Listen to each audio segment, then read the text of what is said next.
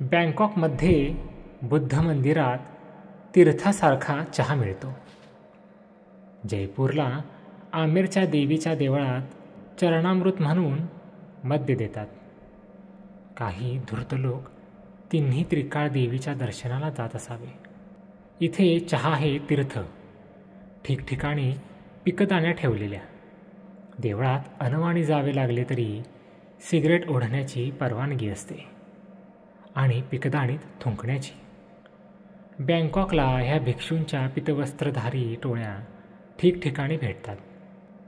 पण त्यांचा काशीच्या संन्याशांसारखा उपद्रव नाही. भिक्षेच्या वेळा ठरलेल्या असतात.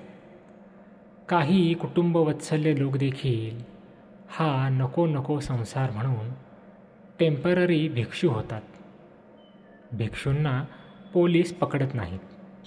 त्यांना माणसाचा कायदा लागू नसतो.